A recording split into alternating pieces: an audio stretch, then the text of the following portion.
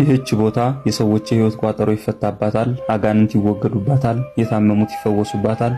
የብዙዎች እንባ ይታበስባታል ብለው መንፈስ ቅዱስ የገለጸላቸውን ትንቢት በመናገርና በሾላ ዛፍ ግንድ ውስጥ የተሰወረችውን የእናታችን የኪዳነ ምህረትን ጽላት በማውጣት በቦታው ቤተክርስቲያን አንጸው እመቤታችን በእጆቿ ያፈለቀችውን ጠበል ከልለው ተአምረኛዋን የእንጦጦ ሐመረኖ ኪዳነ ምህረት ገዳምን የመሰረቱልን ስምህን የጠራ መታሰቢያህን ያደረገ ዜና ገድልህን ያነበበ የጻፈ የሰማ እስከ 21 ትውልድ ድረስ እምርልሃለሁ ብሎ ጌታችን ቃል የገባላቸው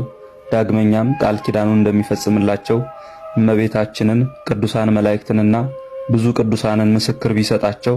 አይበቃኝም ስላሉት ለገባላቸው ቃል ኪዳን ራሱ ምስክር የሆነላቸው ከሀገራቸው ከሮም በቅዱስ ገብርኤል መሪነት ወደ ሀገራችን መጥተው ከደረቅ አለት ላይ ጠበል እያፈለቁ በማጥመቅ ድውያንን የፈወሱ ሙታንን ያስነሱ ከእረፍታቸውም በኋላ በረድኤት እየተገለጹ ብዙ ድንቅ ተአምራትን ያደረጉ ለ40 ዓመታት በቦታው ለመጋደላቸው መታሰቢያ ይሆን ዘንድ ታላቁ የደብረ ሊባኖስ ገዳም በስማቸው የተሰየመላቸው ስለ ክብራቸው ታላቅነት ሐናፄ መቅደስ ቅዱስ ላሊበላ ካነጻቸው 11 ቤተ መቅደሶች ውስጥ አንዱን ቤተ መቅደስ ቤተ አባ ሊባኖስ ብሎ